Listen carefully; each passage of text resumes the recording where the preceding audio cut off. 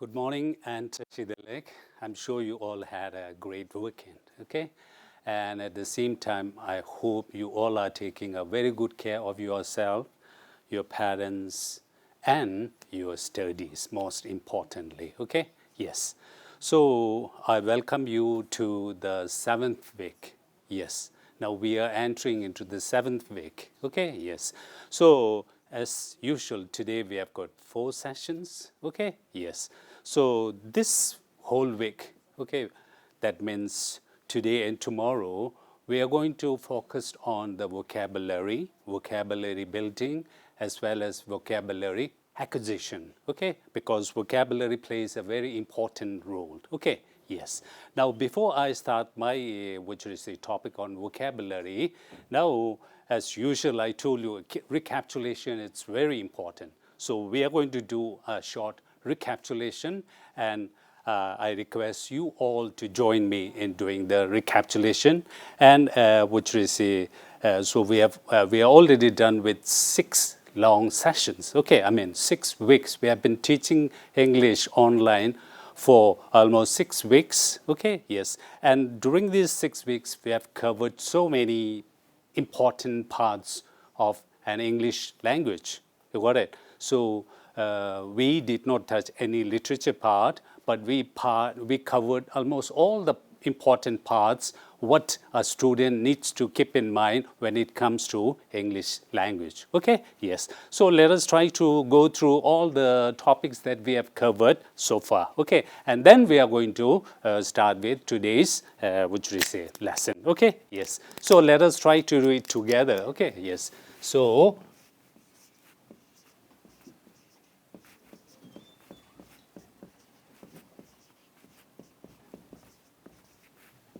okay, so recapitulation. Okay, so recapitulation is the process of going back. Okay, yes, just reviewing what the things that you have done. Okay, yes. So you remember we started with the words. Okay, yes. So in the word, what we did, we talked about the different parts of speech.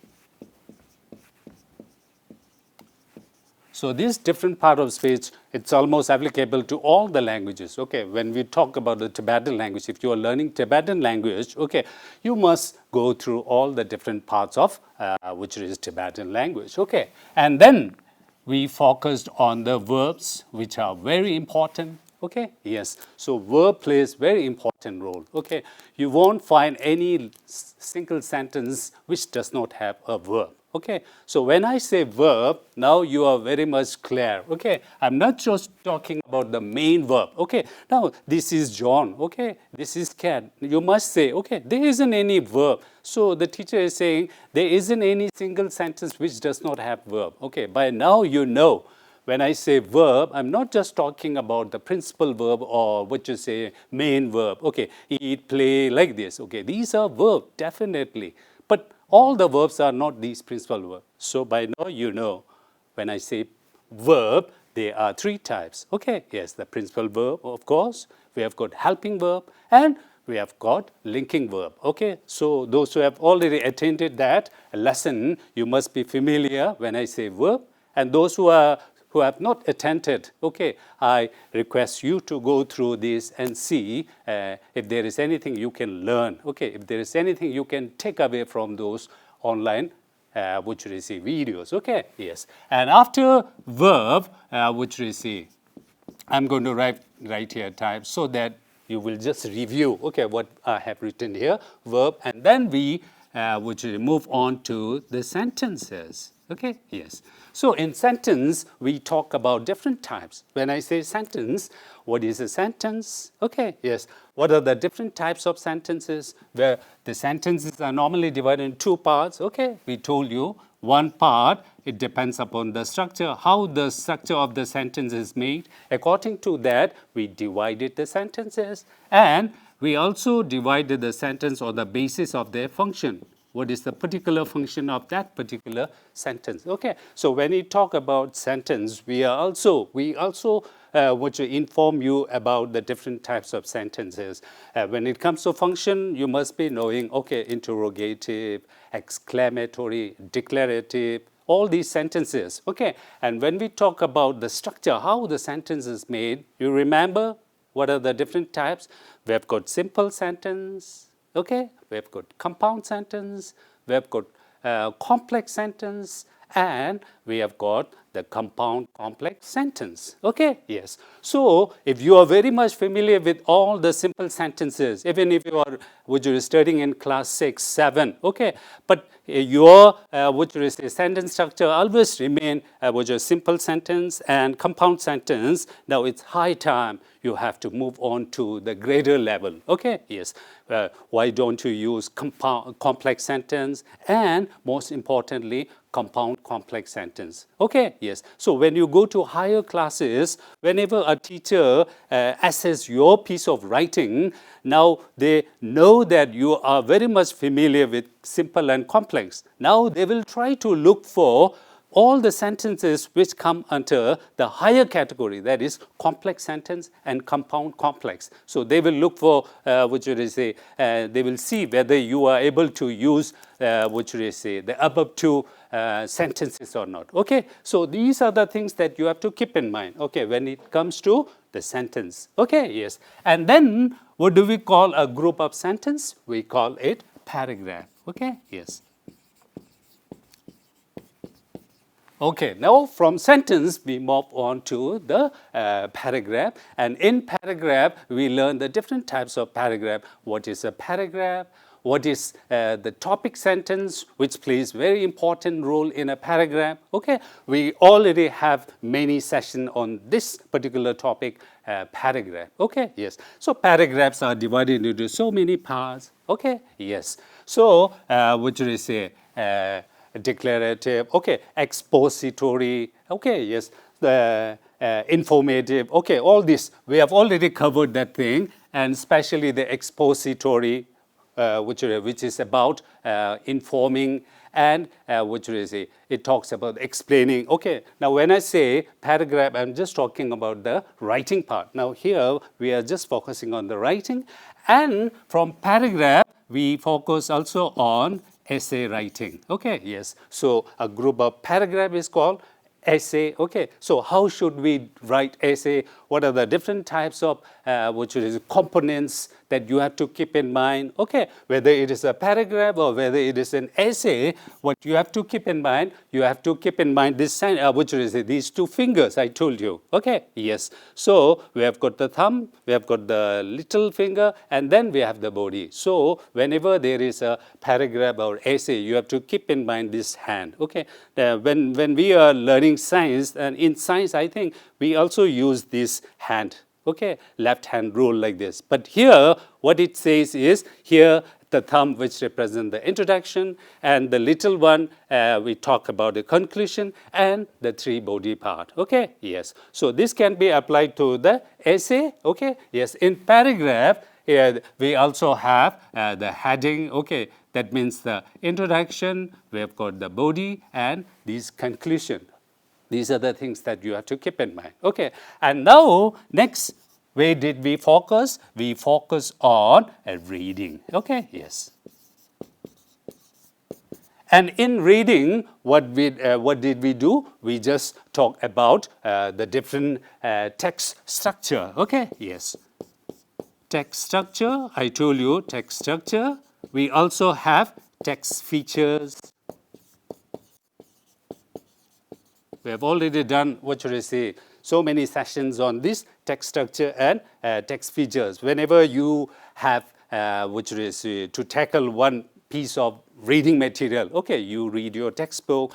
When you say textbook, you which you read so many informational texts. That means all the textbook, reference book like this. Okay, so in this we have got different features. I remember giving you an example of my face. If you look at my face, there are different features: my nose, ears, waist. Now like this, we have got the different text features. Okay, yes, heading, title, glossary, index. Now these parts carries additional information apart from the text. Okay, now the text structure means how the writer organizes his ideas. Okay, in that small piece of writing. Okay, so in text structure, where we basically talk about the 4 parts. You remember? Okay, what are the different types of text structure? We have got the what should you say, compare and contrast. Remember, you have got the chronological order where events are put according to the order. Okay, we have got cause and effect. We also have the problem solution. Now, these are the things that you have to keep in mind. Okay, the text structure, there are 4. Whenever we come across any textbook, we will come across this. Okay, yes, text structure and text features. Okay, yes, and then we move on to the another genre. So when I say genre, you all are familiar with different types of genre. Okay, now this word should be familiar. If you are familiar, it's good. If you are not familiar, when I say genre, I'm just talking about different types. Okay, even if you are listening to different songs, okay, the songs are not of only one type. Okay, there are different types. You can talk about the rock and roll, you talk about the jazz, you talk about the blues, you talk about heavy metal, so many things. You have got traditional, you have got nowadays we are coming fusion. Okay, yes, mix. Okay, now these are different types of genre. Okay, when we talk about the movies, okay, you all are familiar with movies. Now, by now you should be using this word. What type of genre? Yeah, I like horror movies. No, I like sentimental movies. I like war movies. Now, these are the different types. Okay, the genre means type. Now, when it comes to a book, okay, reading book, we also have the different genres. What type of genre are you interested in reading? Some of you are very much fond of reading detective stories. Some of you are very much interested in reading fantasy. Okay, literature, different types. Now, these are called genre. You got it? So there in language, we have got different genre. Okay, now in our previous lesson, we talk about, I'm going to write here, we talk about the, first one is we talk about the prose. We also talk about the poems. We also talk about the drama. Now, these are the things that you will come in your English textbook. If we not talk about the general, okay, in textbook you will find prose, poems, drama. These all are different. Okay, yes, there are some strategies where we have to keep in mind when we study prose.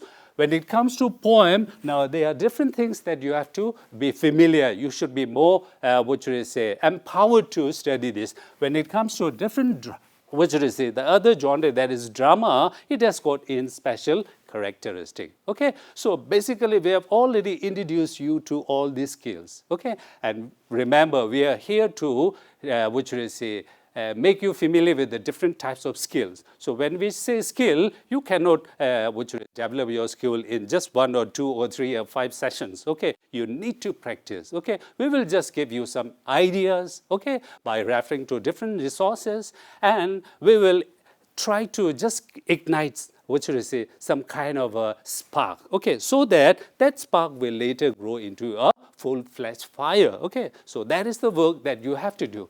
Once you get familiar with, and then you just try to go into different type of resources and try to get some idea what these are. Okay, so that is the main aim of our session. Okay, so if you look at this, what we have done in the previous 6 weeks, okay, if you look at this, we basically started from the grassroots. Okay, our graph normally looks like this. Okay, yes, we are going from the word, and now we are talking about the paragraph, we are talking about essay, we are talking about the reading. Okay, yes, and we also did one session on listening. Okay, and oral presentation. Now, these all are a part of the any language. Okay, you can apply this strategy, you can apply this method in all the language you do. Okay, yes. So we also did oral presentation, how you should do your oral presentation. In my class, okay, I'm just having my own online class. Okay, apart from this class 8 and class 9. So during this session, I also give, my student, which is the writing exercise. I told them to follow all the writing processes. Remember, whenever there is a writing process, you have to keep in mind the writing process. And once you use this writing process, then you will see the difference it makes. So it plays very important role. That is the thing that you have to keep in mind. And second one, when we talk about the oral presentation, there are so many things that you have to keep in mind when you do some kind of presentation. Yes, before you just face your camera or before you face your own family member, there are so many other homework that you have to do. It involves lots and lots of skills that indirectly we want you to develop. So I'm sure you all have gone through all the videos that were uploaded. You can visit it in YouTube, Tibettv YouTube, if you have missed all these things. And if you are interested in learning, yes. So I request you to go through and revisit all the videos, there will be something that you can take away from these videos, So that's my recapitulation part, Now let us talk about today's lesson, that is, which is a vocabulary, yes. So for that, I want you to look at my slides, Let us see what is the topic, yes. Yeah, so now our topic is vocabulary. You know, there's no need for me to tell you much about the importance of vocabulary, yes. So when you are learning a language, it's important for you to increase your vocabulary. The more vocabulary you have, more comfortable you feel. So context clue. What do you mean by context clue? Whenever we come across any unfamiliar words in a text, we use clues from the passage to get the meaning of the word. This is called context clue. Yes. So when I read this definition, the meaning, you must be familiar. Even we used to come across different words. As a teacher, it doesn't mean that we know the meaning of all the words. We also come across so many new words. In fact, we are learning every day. Yes. So when we are teaching English textbook and when you are going through all the textbook science, whether it is science, social, whether it is math, whether it is English, especially in math also, we come across different words. And because of these words, even if our students are familiar with the concept, all these things, but that word, it stops. You got it? So it's very important. Now, my question, how do we look for the meaning? If you come across any new word in your text, so what do you do? Now these are the questions that we ask students when we were on a school, visit, So that was one question that we asked, Whenever you come across one difficult word, Yes, some unfamiliar word in any book that you are reading, Right now you are reading one storybook, Yes, and you are reading one textbook. So obviously you come across different words, the words which are not familiar to you, which are totally new. So my question is, how do you do this? Whenever you come across new word, what do you do? So most of the students, sir, we used to refer to dictionary. Yes, very good. So, dictionary, that is one way of learning a new word. One way of solving the mystery of that word. Dictionary. What do you do? So we just try to read all the words that are around that particular word, and then we try to get the meaning. Yes, very good. And what is the other one? So we used to ask our friends, and then we get the meaning, and then else, and then we ask teacher. Now these are the different strategies. You got it? Everybody will come across the new words. I told you, I also come across new words. Now, these are the different strategies. Now, what is the first one? I told you, reading and writing, it's very much related. If you are a very good writer, keep this in mind.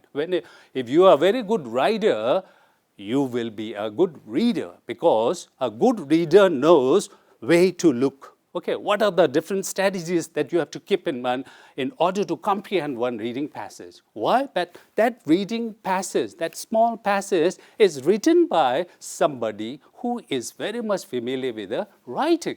Okay, whenever he has written that small piece of writing, there are so many things in his mind. Okay, he does not want to confuse the reader. His main idea, okay, I am just transferring one small piece of information.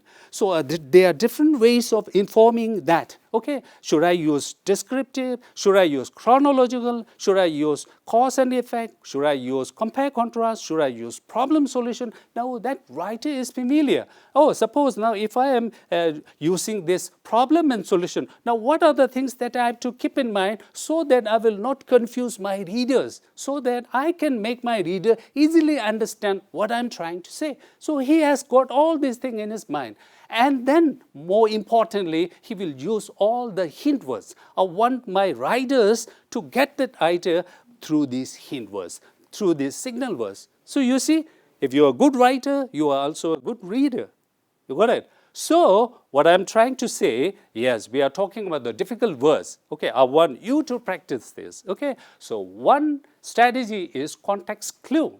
Okay, so what is context clues? I have already told you. Now, for example, you come across some difficult words in a sentence. Okay, referring to dictionary, it's very good. But before, which is referring to dictionary, there is one thing that you have to keep in mind. A good writer always have this context clue. Okay, yes, there is no need for you to look for the meaning. The meaning is already there in the words which are around them. Okay, and that is the the strategy that is called context clue. Okay, yes, whenever we come across any unfamiliar word, we use clues. So clues means signal, hint from the passage that we are reading. Why? Because the writer has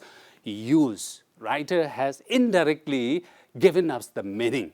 Okay, why? Because he has already introduced a new word. His idea is to make the reader understand. So that's why he will try his best to give the readers the meaning of that word. Okay, so it is hidden somewhere. So that is the little thing that you have to do. You have to, instead of referring to dictionary, you just go and read the words which are around them. So that is called context clue. By looking at the context, by looking at that passage, you will get some idea. You will get the signal. Did you understand? So let us take an example. Okay, it will, it will make it very clear. Okay, so that is it. Okay, context clue example. He thought the house was valuable, but it was incorrect. The house was actually worthless. Okay, yes. Now you will come across this piece of paragraph. Okay, I mean this small piece. Okay, yes. Now I have highlighted two words, valuable. Okay, now as far as that word valuable is concerned, you all are familiar, valuable, something which has got some value. Now the next word is worthless. Okay, now if there is somebody, one student, who does not know the meaning of worthless. Okay, yes, the writer has already given some clue. Okay, yes, there is no need for you to look at the dictionary. Okay, if the writer has not used any context clue, only then you just refer the dictionary. So that is the second one. Okay, so instead of relying on dictionary, why don't you use your own skill? Okay, yes. So he thought the house was valuable, but it was incorrect. The house was actually worthless. If you look at the word worthless, if you are not familiar, you will get some idea. Okay, yes. Now, I want to say that in that sentence, I've made one mistake. Okay, he thought. Okay, it is he thought. So you see, there are so many things we also make mistake. So I beg your pardon. Okay, yes. So let us look at the question. Which clue shows the meaning of the worthless? The worthless is there. I told you a good writer will always keep in mind, okay, yes, this context clue. Okay, whenever he uses some difficult words, he will make sure that he puts some hints. He will just give us a clue. Which clue show the meaning of worthless? Synonyms, antonym, an example. Now, different ways of showing the context clue. Now, if you look at this, which clue? Okay, is it a synonym use? Is it antonym or is it example? Synonym means word having same meaning. Antonym, opposite. Okay, and the third one is example. Now, he thought the house was valuable. You know the meaning, but it was incorrect. So, it was incorrect means now we are talking about the opposite. Valuable okay, and worthless. Valuable is something which has got worth, and worthless means which does not have any value. Okay, so the word, even if you don't know the meaning of the worthless, you will get some idea. On one side, we have got valuable, and it says that it was incorrect. The house was actually, so that is a counterpart. So that means, which clue shows the meaning of worthless? Oh, I think it is the antonym. Okay, valuable, something which is of value, and worthless, which does not have any value. Did you get some idea? Okay, yes. So we have used antonym, opposite. Okay, valuable. Let us take another example. Okay, the types of context clue. There are different types of context clue. Now let us read this. Textbook writers usually know when they must use a word that will be new to their student readers. They often include other words or phrases to help with the understanding of the new word. These words or phrases are referred as context clue. They are built into the sentence around the typical word. You remember? Okay, so when you say, okay, whenever I come across any new words, I try to read all the words which are around this. So you use this. So what are we using? We are using context clue. Okay, yes. Now if somebody asks, do you know this which is strategy, context clue? Oh yeah, I know what context clue, because whenever we come across new words, we try to read all the words or phrases around that particular difficult word, and then we try to get the meaning. Okay, so that is called context clue. So that is one skill student, okay, not just student, we as an adult should know. Okay, yes, that is the thing. Now context clue. When I talk about context clue, there are different types. Okay, yes. Now let us try to look at the different types. The context clue, okay, there are different types. First, you have to keep in mind idea, that is an acronym. Okay, yes, acronym, you know. Okay, I'm just adding all the initial letter of the words. I stands for inference, D stands for definition, E stands for example, A stands for antonym, and S stands for synonym. So inference, you all are familiar. Inference is very important. Whenever you have got any poem or textbook, prose, okay, the examiner, they also check your inference, whether you are, understanding what inference is. Okay, for example, my friend always goes to a doctor. He always eats medicine. He always lies in bed whole day. Now, what kind of inference you get? Okay, I'm not directly saying that he is sick, but you should be able to get some inference. Okay, you have to infer, he always eats medicine, he always goes to a doctor, he always lie on his bed, he is not that bad. Okay, I think he is sick. So that is the skill. So that is called inference. You will get some idea. You should conclude. Now sometimes the examiner, they will give you one poem, they will give you one prose, and then they try to see whether you are familiar with the inference, whether you can understand. Sometimes we evaluate. Okay, they are going to check whether you are able to evaluate. Okay, Tashi always helped us. Okay, do you think Tashi is a good man? Now you have to evaluate. Now these are the skills that we check, okay, through prose and poetry. Okay, yes, coming back to the types of which are context clue. Okay, inference, okay, you will get some idea. Definition, sometimes that difficult words, there will be definition given in that a sentence. Sometimes example, sometimes antonym, sometimes synonym. A good reader always look for context clue. They will never use dictionary unless it is necessary. Okay, so they always look for context clue to get the meaning of the unknown words. Okay, that is a skill. Okay, you can the time spent looking for the dictionary, you can also get. Okay, yes. So let us try to get some example. The first one, inference. Inference means the meaning is not there. I told you that there is no direct conversation. I told you, Tashi eats, he goes to bed, he lies on the bed. Okay, so he is a sick. Okay, yes, you will get some idea. Okay, meaning is not there. Please don't mind if he does not talk much, because he is very explicit. Okay, now if you don't know the meaning of explicit, now you just say, please don't mind if he does not, okay, he does not talk much. Okay, so explicit, okay, yes, so what do you mean by that? You will get some idea, okay, yes, he does not speak, he is not that much outspoken, so you will get some idea. Okay, so that is inference. Let us talk about definition. Okay, meaning is given in the text. a man is stingy when he does not spend much money. Okay, now you will come across these type of sentences. I told you these are written by great writers, okay, or someone who knows how to write. Okay, a man is stingy. Now, for example, if you don't know the meaning of stingy, you just look at that because the definition is there. A man is stingy when he does not spend much money. Oh, my friend is stingy. That means he does not spend much. Okay, yes, so that is the stingy. So here the writer has used definition. Let us take example, okay, E, okay. Example of the word is given. A beverage such as coffee, tea, water will be served to all. Okay, now if you are not familiar with the word beverage, please don't refer to dictionary directly. There are so many things that you can know. If you know the context clue, oh, I'm sure that writer has used some context clue. His purpose is not to confuse. His purpose is to help.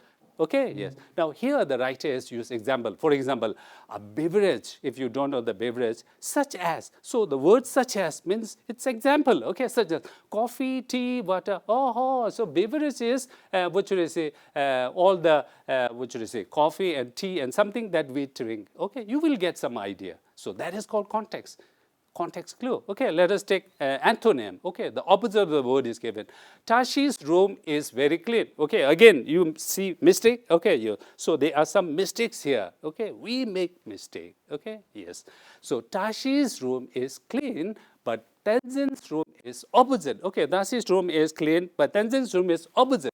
It is very filthy. Now, if you don't know the meaning of filthy, okay, if you are coming across this word for the first time in your life, don't refer to the dictionary unless it is unless there is context clue. Okay, good writer will always use context clue if that writer is not familiar, and then you need to refer. Okay, first try to read. Tashi is very clean. Tashi's room is very clean, but Tenzin's room is opposite. Okay, opposite, clean and opposite. It is very filthy. Now you will get some idea. Okay, opposite means clean, you can understand. So filthy, even if you don't know, oh, filthy is the opposite of clean. So it may be very dirty, messy, all these things. You will get. So here the context clue used is opposite. Okay, yes. Let us talk about the synonyms.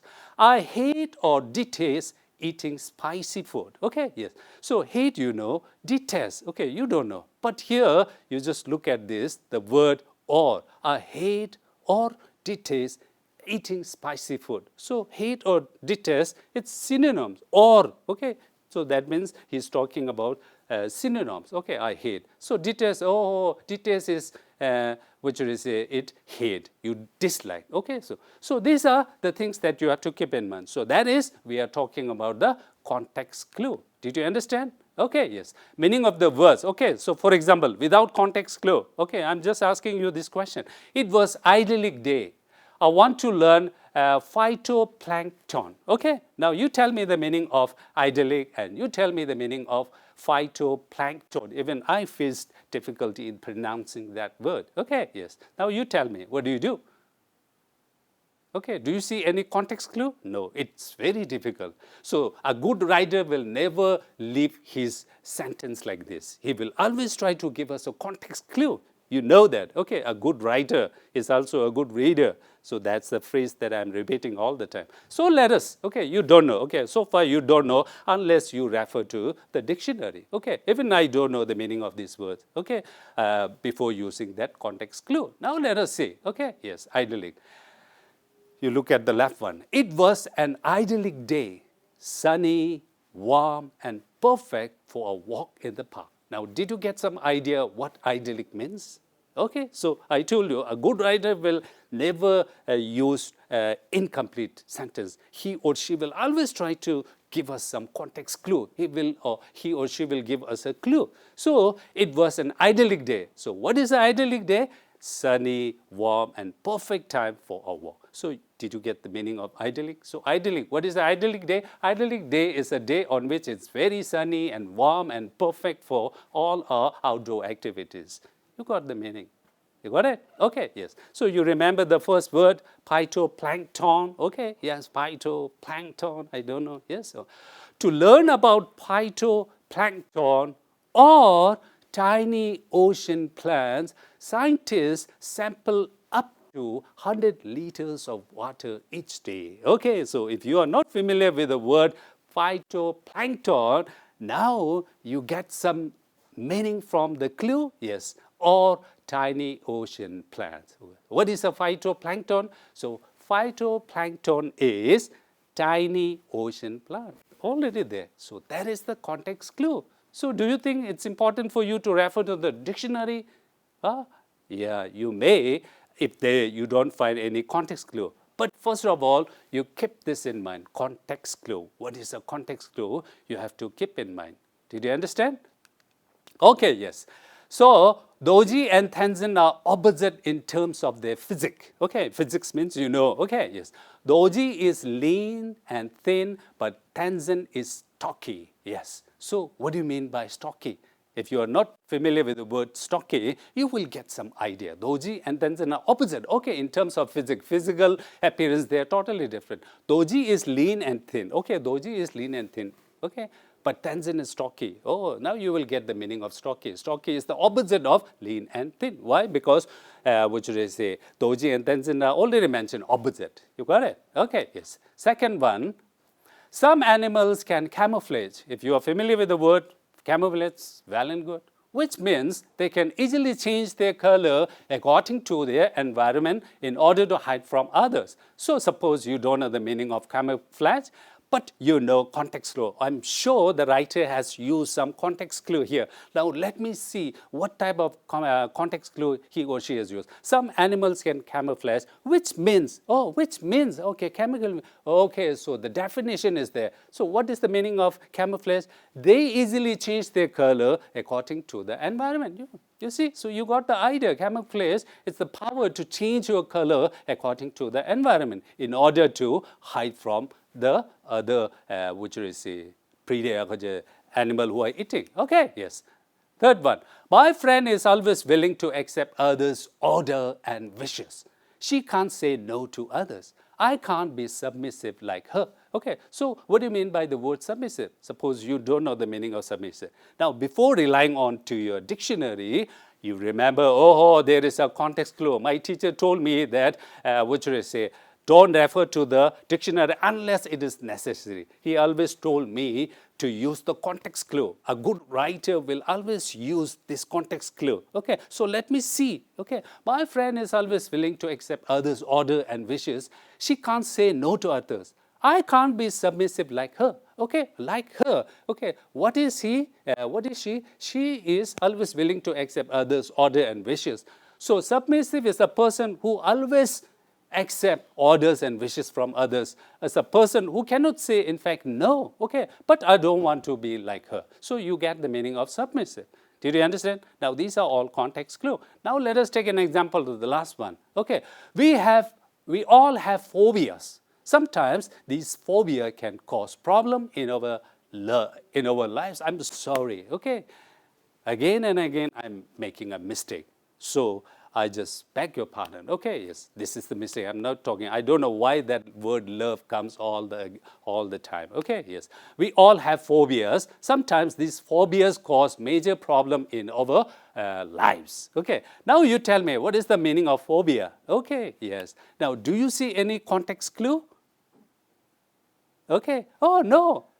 That I don't see any context clue. Okay, I'm not getting any clue from this. Oh, the writer must not have used context clue, or that writer is not familiar with the context clue. Now, what do you do if you don't know the meaning of that thing? And then your option is look for a dictionary, or you just seek the help of your teacher and the elders.